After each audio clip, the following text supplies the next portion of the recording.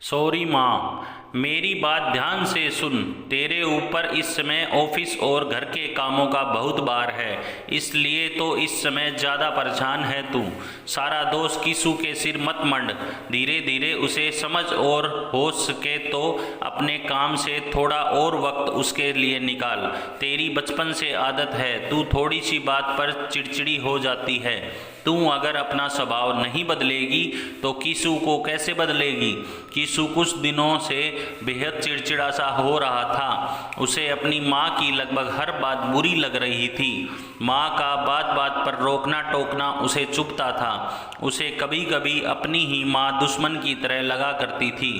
किसू की माँ प्रिया किसू के इस तरह के बर्ताव से परेशान रहती थी।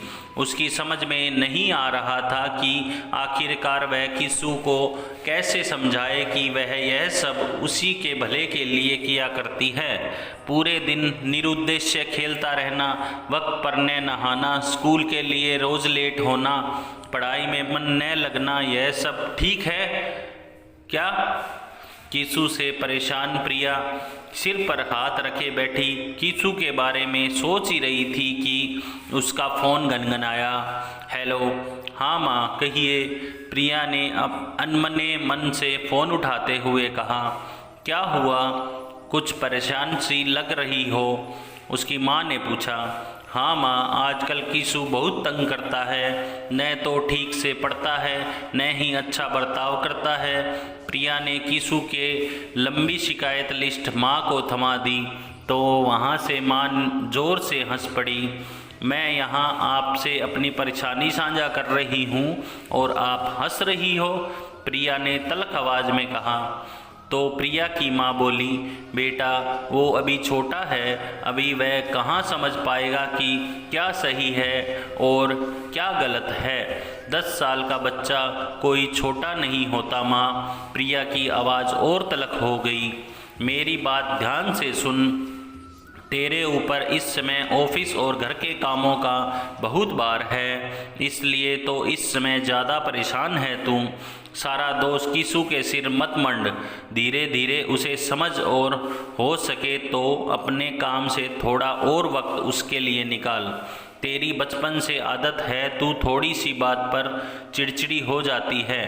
तू अगर अपना स्वभाव नहीं बदलेगी तो किसू को कैसे बदलेगी। माँ, आप कहना क्या चाहती हैं? यही कि मैं अपने कामों को बैलेंस नहीं कर पाती, छोटी छोटी बातों से परेशान हो जाती हूँ।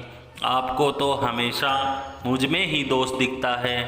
नहीं करनी आपसे कोई भी बात, बाय। यह कहते हुए प्रिया ने माँ का फ़ोन काट दिया। इत्तिफाक से प्रिया के पास खड़ा किशु यह सब सुन रहा था। तभी वह प्रिया से कहने लगा, बिल्कुल यही बात मुझे आपसे कहनी है। आप क्या सोचती हैं कि मुझे खेल कूद और पढ़ाई में बैलेंस करना नहीं आता?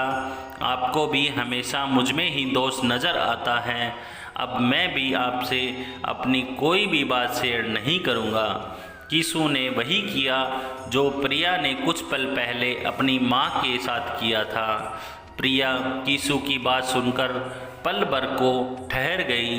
बच्चों की इस तरह की बातें माँ के मन में कितनी गहरी चोट करती है।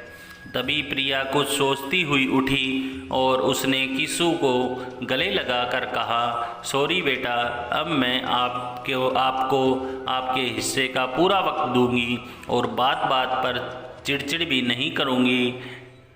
यहाँ माँ बेटे में सुलह हो गई तो प्रिया को अपनी माँ की याद आई और उसने उन्हें तुरंत कॉल करके सॉरी माँ। और यहाँ किसू भी प्रिया के गले झूलकर बोल उठा, सॉरी माँ। दोस्तों, मेरी वीडियो पसंद आई हो तो चैनल को लाइक शेयर सब्सक्राइब करें। धन्यवाद।